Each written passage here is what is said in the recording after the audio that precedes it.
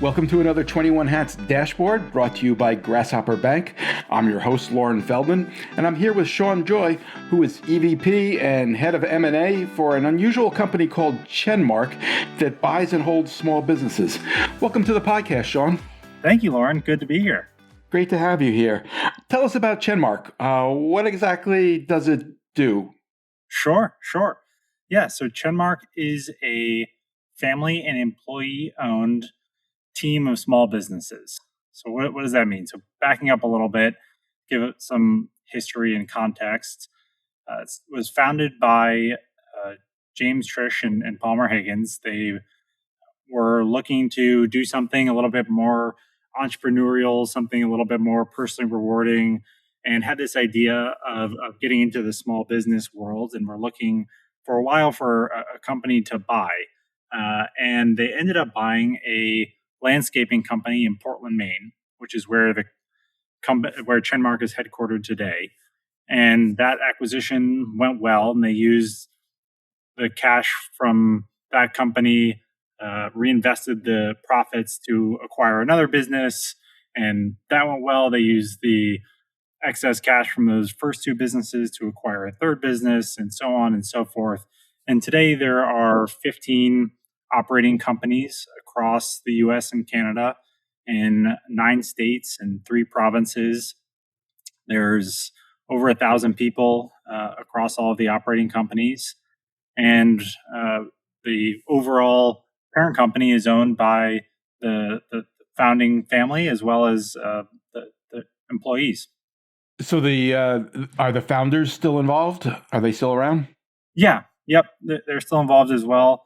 I talk to James essentially every day.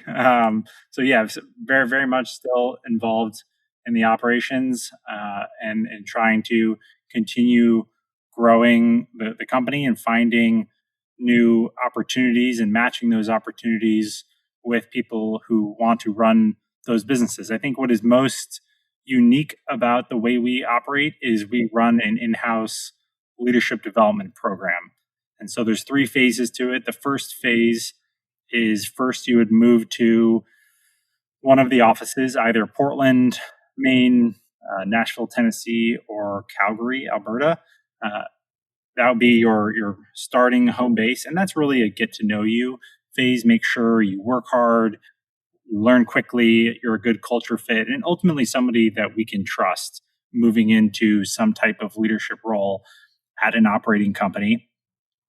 If that goes well, then you move to stage 2, which is taking on a leadership role. So I went through this program myself, and for me, that was a landscaping company on Cape Cod. And then if that goes well, over a period of time, you affirm, yes, this is what I would like to do with my career. I enjoy being a leader in a small business. And from our side, we think that person is capable of being an effective leader in a small business.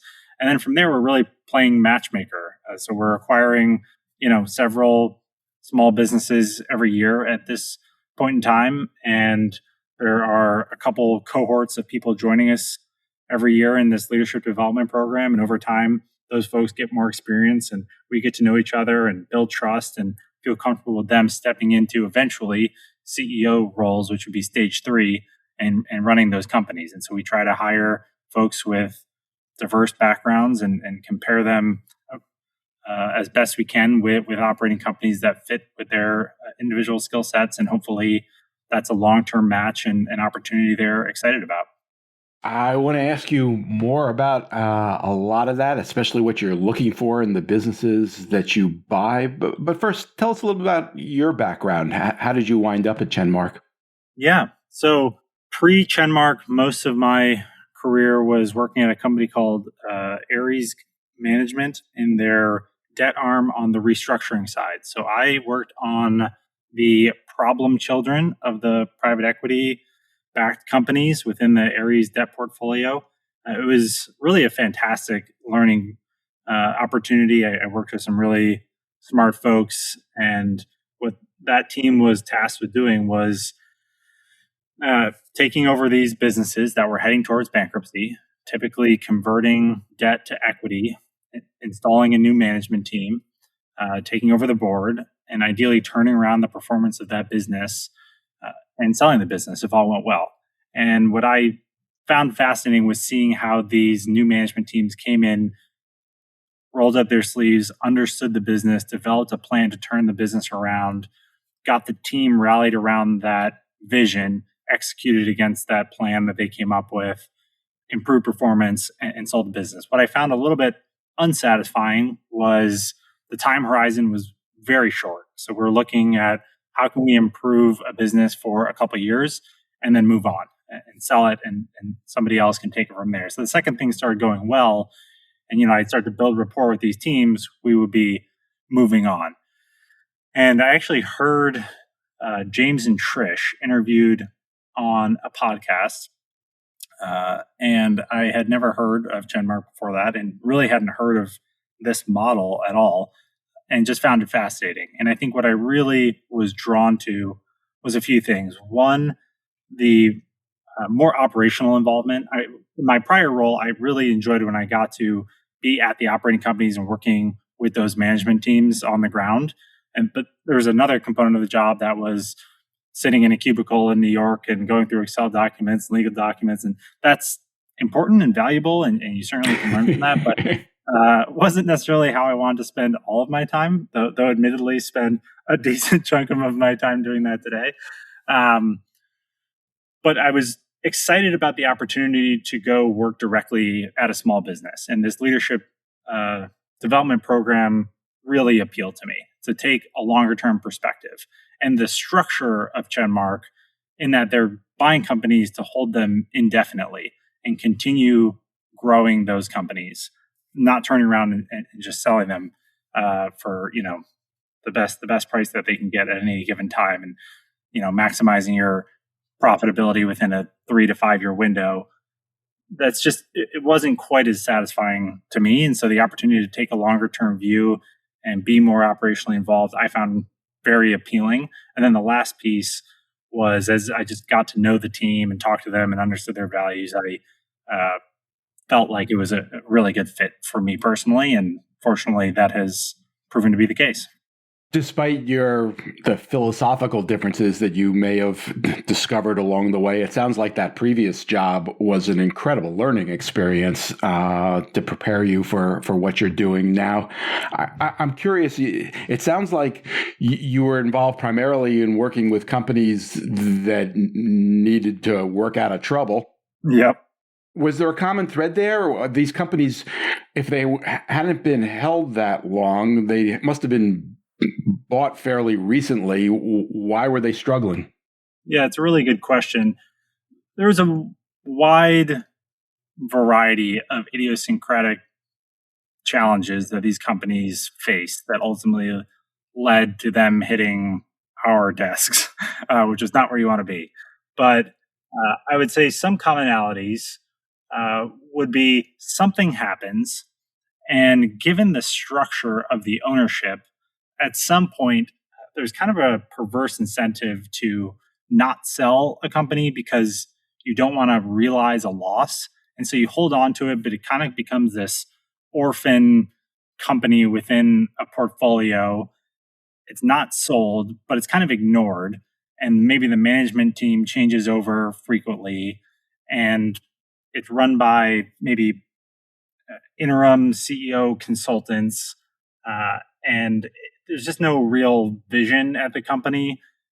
And I think it's very challenging for a company to be successful in that type of environment when it's just run by consultants who come in for brief stints. I mean, we took over a company that I think had 5 CEOs in 9 years. The strategy is changing constantly. That's a really tough formula for a company to be successful. A couple of the things that I thought were somewhat common would be just a lack of emphasis on the cash flow in a business that would naturally lead to not being able to repay your loans. And then 2, maybe not enough focus on the basic unit economics of a business. It was surprisingly common to really start digging in and see that there were, at these very, very large organizations, pockets where they're providing a good or service, and actually losing money on it. And if you're not kind of looking all the way down the P&L at the costs of providing a certain good or service to a certain customer in a certain way, you may not be able to determine that, oh, that particular customer and that particular product is actually unprofitable for us. And we're actually losing money here. And sometimes that just gets lost in these very large organizations. And so that tended to be a little bit of a theme as well. It sounds like you kind of learned which companies not to buy. Hopefully a little bit.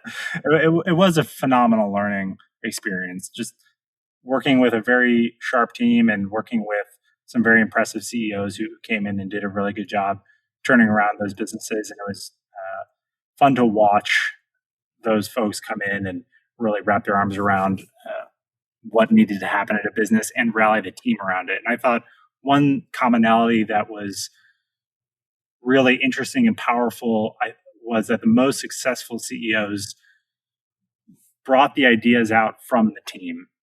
So yes, they went in and tried to learn and tour the world and understand everything about that business and the opportunity and the market, but they also went to their leadership teams and pulled all of the ideas out of them. And the reality is, if somebody has been at a business for 10, 20, 30 years, they probably have some great ideas about what to do. And if they come to you with those ideas, they're also going to be a lot more bought into actually executing them. And so the folks that tended to be more successful at this, I thought did a great job at developing a plan more bottoms up and then executing on that plan with the team who's bought into that plan because they were part of creating it. So now at Chenmark, what are you looking for? Is there a type of business, an industry? It sounds like you're all over North America, so it's not based on region, I don't think. What do you look for? Yeah, no, we are geography and industry agnostic. So we're looking all over the US and Canada. We've even looked in other countries, but today operate in the US and Canada and are primarily focused there. Really, first and foremost, we're looking for durability. We plan to hold a business and operate a business indefinitely. And so the first most important criteria is, do we think this business will continue to exist in 10, 20, 30, 40, 50 years? There are some phenomenal tech and software businesses out there. I'm personally just not smart enough to know which ones are going to be around in 10 years.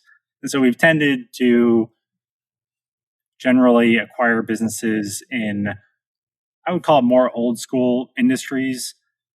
I believe that people will continue to want to get their lawns mowed or paint their houses or buy bread at the grocery store, or just very kind of old school industries like that, where I have a pretty good sense that there's going to continue to be demand for the products. The exact amount of carbs eaten in the U.S. will probably fluctuate as different diet fads come and go, but I think there'll still be some people out there eating bread and getting their lawns mowed or going out on boats and enjoying their vacation. And so that's where we've tended to gravitate.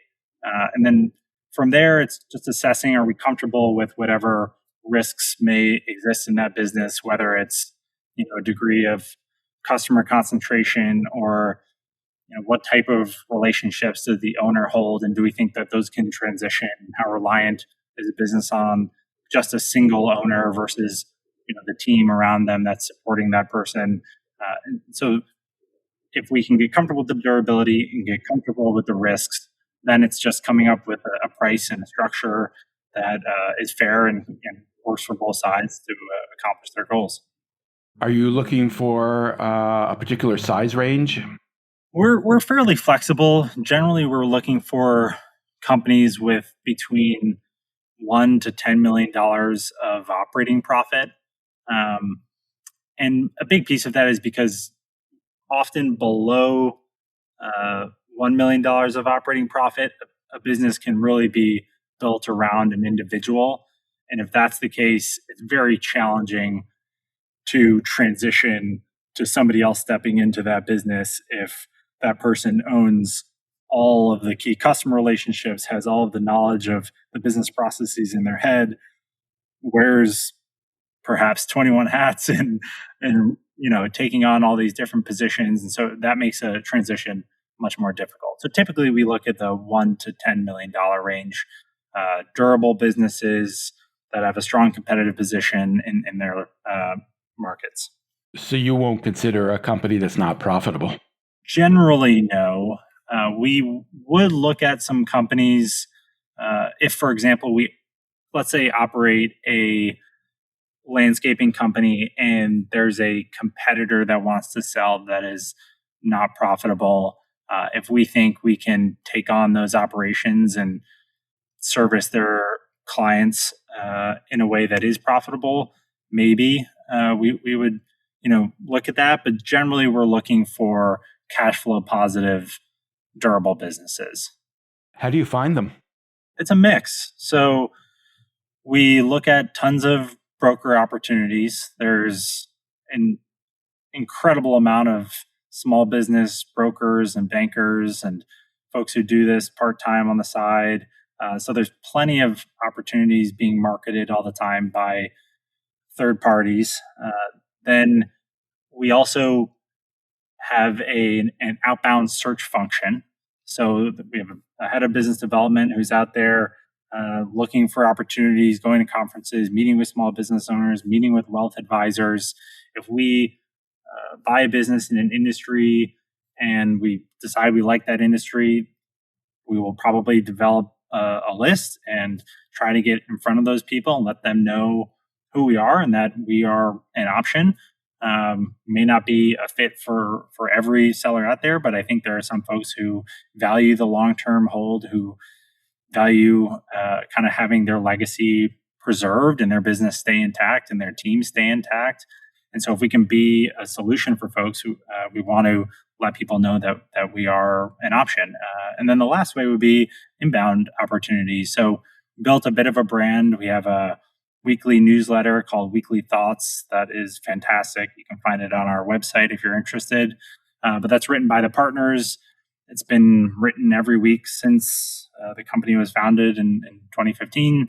So there's a lot of content out there. It's built a good listener base.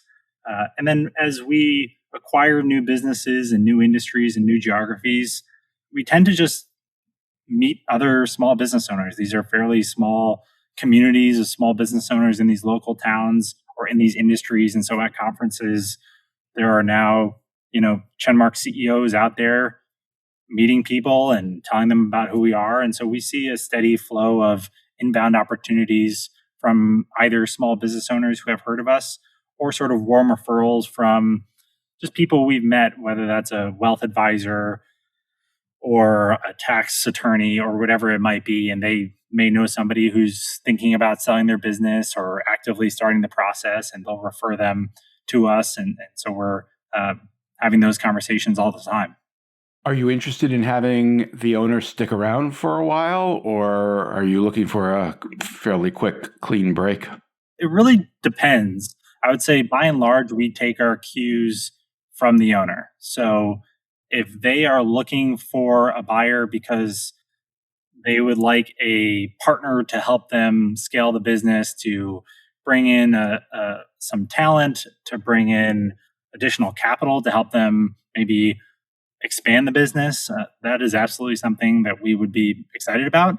It would just change the dynamics of the process because we would, of course, want to spend more time getting to know them if they're going to continue to operate the business. We're going to get to know them regardless during an M&A process. But if they're planning to stay and want to stay, that's fantastic. But we want to make sure we know them and they know us. And so we're both comfortable and trust each other as we get into this, hopefully, long-term partnership. More often than not, people are coming to us because they want to retire. They want to go golf more or travel the world or go on fishing trips or go on a world tour to try their hand at tango. Really definitely saw recently. And so whatever it might be, people are generally coming to us because they would like to pursue some other passions or enjoy their retirement. I would say that's about 80% of the time. And I think often they're approaching us because we run a leadership development program. So providing a succession plan is core to what we do. So I think we naturally get a lot of interest from folks who want to retire and do not have a succession plan, but we're certainly open to partnering with entrepreneurs who want to just grow their business as well. Most often, it's sort of a 3 to 9 month transition, maybe. But I think it's, what we would like to be is a home for entrepreneurs who want to be the best versions of themselves and pursue an opportunity with like-minded individuals and hopefully learn from one another. If the owner is interested in retiring and is coming to you in part because they like the idea of you providing the succession plan, do they have any involvement in that succession plan and making sure that the person who's going to take over they feel is right for their business, their employees, their situation? Again, it depends, really. They may have an individual in mind who they want to take over the business. In that case, they may put forward effectively a candidate in the interview process. So typically what happens is once we have a signed LOI or are close to a signed LOI, we agreed to high-level terms of the price and structure for us to buy this business. We would then run, assuming that the seller wants to retire, we will run a search to find who we believe is the best fit to run that business moving forward. And so that on our side would be an internal search. We'll post the role, let the entire company know that we plan to acquire this business. These are the terms, this is what the company does. And if you're interested in the role, please let us know. And we'll go through an internal recruiting process to identify the best individual to run that company moving forward. At the same time, the owner may say, hey, I've been training this person who is the number 2 at my company for the last 5 years to step into my shoes when I retire. I think you should consider them as well. And if that's the case, we will absolutely include that person in the process. We acquired a company last October where that was exactly the case. The owner had been leaving for 6 months at a time to go play golf and enjoy themselves, and had very tangibly put the number 2 in control of the business for 6 months at a time, which is an incredible kind of test case to see if that person was capable, and they had done a fantastic job. And so we had the opportunity to get to know both the owner and the number 2 during the diligence process, and felt very comfortable with that person, and they're running the business today and doing a fantastic job. But it really just depends what the circumstances are of the individual company and kind of what the succession plan is. If it's internal, that if the search is purely internal and they don't think that they have somebody to run the business that is already there, then they would naturally meet that person who's going to be stepping into the business, and certainly can and do provide feedback, but generally we'll be trying to run the process on our side and then bring that person into the diligence process. I talk to a lot of business owners who frequently struggle with finding that right number 2, the right person to eventually take over. There's an awful lot that goes into that, obviously. Have you learned anything about that matchmaking process that you might share? What makes for a good fit? I would say we try to really keep a few things in mind as we're hiring potential new CEOs. We're looking for folks who have high EQ, who can come in and learn quickly and develop rapport with a new team, who had the humility to be honest about what they don't know. Because I think the worst thing you can do is come in with hey, I know everything. I know better than you. I have this fancy MBA degree, and I'm going to tell you how we should be doing things. That does not work well. So somebody with that sort of attitude, we would certainly hope to screen out during the interview process. But if not, then definitely during the first and second phase of the leadership development program. And then beyond that, we're really looking for generalists. So folks who have the aptitude to come in and learn and are excited about that. Hopefully they're naturally curious people who are eager to learn and make an impact and make a difference in these small businesses. And they get exposure to actually being a small business leader before they step into ultimately a CEO role. We've heard countless times from folks in the program, essentially, wow, I didn't know what I didn't know. I'm really glad that I got some leadership experience in a small business before stepping into a CEO seat, because I think if that weren't the case, I probably would have really messed things up. So we view that as a really critical piece of the program to actually give somebody an opportunity to be in a leadership role in a small business and develop a leadership skill set. And then from there, it's, if we're acquiring a company that is maybe more technical, do we have somebody with an engineering background who can speak that language? If we're acquiring a company that needs more of a sales focused leader, do we have somebody with that type of personality and that type of experience who can step into that role more seamlessly, and just try to play matchmaker as best we can, given what a business needs and what the different skill sets are within the program. Sean, you mentioned that Chenmark is employee owned. Is it an ESOP? It's not an ESOP, but it's just a very simple vanilla plan where folks have the opportunity, if they would like, to buy into the parent company. So I would say it's similar to an ESOP without all the restrictions and regulations around a formal ESOP. But the way it works is, you receive a cash bonus that hits your bank account after taxes. And if you would like to, you have the opportunity to buy into the parent company stock every year. And you buy shares, you own shares. Very simple, kind of straightforward program. There's no vesting period to own the shares. There's no hitting hurdles to get certain percentages. It's, as if you were going onto your E-Trade account and buying shares in Apple. You buy the shares, you own the shares. That's how it works. So pretty simple, straightforward program. Wanted to make it easy and understandable for everybody who participates. And we think, as egalitarian as we can make it. It's one share class from the founders to every single other shareholder. So when you buy a business, do the employees of that business become employees of Chenmark and thus eligible to be employee owners? So that would be up to the CEO of that company to determine. The way it works today is it is really the CEOs of each operating company and their leadership teams who are owners and who are eligible to participate in the employee stock purchase program.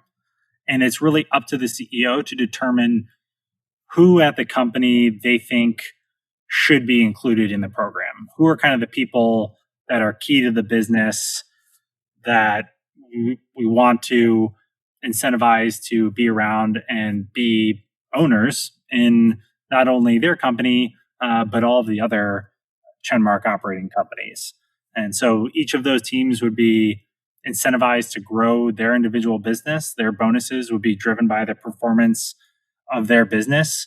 And then they would have the opportunity, if they would like, to turn around and buy stock in Chenmark that owns all of the operating companies, which I think creates a very powerful dynamic in that today every CEO is a shareholder in Chenmark. And so we get together as a peer group, and it's not just, hey, these are my friends that I've gotten to know through my peer group. It is, yes, a group of friends and colleagues, but also a group that is truly financially invested in one another's success, which I think creates a pretty powerful dynamic. And then we have the same sort of structure at the leadership team level as well. So we have quarterly in-person meetings for our CEO peer groups and for sort of that next level of leadership team folks. And I think importantly, that does not have to be people who come through the Chenmark program. It's any leaders that those CEOs identify as folks that are key to the business, whether they came through the Chenmark GVP Leadership Development Program or organically up through the business. And there are several folks who are CEOs today who came up organically through those operating companies, which I think is pretty awesome and will continue to be the case. Interesting. When you buy a business, um, how are you looking? What are you looking to pay? Do you feel you pay a market rate comparable to what an owner could get elsewhere at the time? Yeah, I think depending on who's participating in the process, I think we will be certainly competitive. If it is a hot private equity industry, we will probably not be the highest bidder out there. And I think part of the reason for that is we are just doing things very differently than a traditional private equity firm. So we're not going to assume that we're going to be, dramatically reducing the headcount of a business. We're not going to be using as much leverage when we acquire businesses. We're not going to plan to sell that business in 3 to 5 years as part of a larger platform and benefit from multiple arbitrage. So fundamentally, we are playing a different game than a traditional private equity company. But I don't think we would be buying any businesses if we weren't offering a reasonable sort of valuation and structure. It's not just that we have a unique model and we're not going to sell. That only gets you so far. I think it's important. I think it resonates with certain owners, but you certainly have to be at least somewhat competitive on price and valuation and structure as well. Do you generally find that the owners you negotiate with have a realistic view of the value of their business? I would say that is a very broad spectrum. I think it just depends where someone is in the process and how many conversations they have had leading up to a sale, or maybe they've gone and talked to a third party advisor, broker to see what is possible. Maybe they have friends who have sold their businesses, and maybe they're just not really emotionally ready to sell a business yet. Sometimes we see people kind of throw out very high numbers because they don't really want to sell, but if somebody pays them enough, they will go do something else. Um, but we kind of see everything in between. So I think there are people who have very realistic expectations, people that maybe have some unrealistic expectations, and everything in between. It just depends what their experience and exposure has been before. And I think maybe even more importantly, what their headspace is as they consider their options. Have you had any businesses that have just really not done well after the acquisition? Yeah, I mean, it's a range. Of course, there's a large amount of variance in the world of small businesses broadly. Sure. But I would say, by and large, on average, the businesses have grown, fortunately, and continue to grow. I think we're in the early innings of some of that growth, especially for some of the companies we've owned for longer. I would say there tends to be a little bit of a J curve or a learning curve, if you will. So when we buy a business and somebody brand new steps into running that business and they've never maybe been a CEO, they've maybe never been in that industry, it takes some time for them to get their feet under them as a leader and as somebody who understands the ins and outs of that business and that industry. And so often we may see even a little bit of a dip in performance for the first year, maybe even the first sort of 18 months or 24 months. And then things really start to turn, and those businesses tend to grow more over time. Fortunately, none of the bits that we've acquired, there are 15 now operating companies. None of the businesses are losing money or doing terribly or anything like that. That's impressive. But there's a range of outcomes, but broadly growing on average, which is great. Do you tend to see one or two typical problems in a business that you take over? Or I guess you probably view them as opportunities, things that you know could be done better that you address fairly quickly once you own the business? Yeah, I think there's a few things that we try to do right away. We probably want to get the financial reporting updated and more in line with GAAP because we're an audited company at the parent company level. And so all of the operating company subsidiaries aren't subject to an individual audit, fortunately, for every single operating company, but they are part of a consolidated audit. And so we probably need to make sure that their accounting practices and the way they close their books and the way they book things are broadly in accordance with GAAP, and everything is flowing up in such a way that it can be consolidated. We probably want to go through a technology audit and make sure, especially on just the defensive side, that the business is secure and protected, and cyber attacks are becoming really an increased threat. And so we spend a lot of time making sure that we feel that the business is secure and set up for success moving forward. And on the marketing side, similarly, we'll kind of go through a brand audit to understand what they're doing today and what they maybe could be doing. And so those are sort of the, I would say, big things that we come in and take a look at and try to make sure we're comfortable with. But we're not coming in with sort of an operating playbook of, hey, here's what you want to do. We want to make X, Y, and Z changes immediately.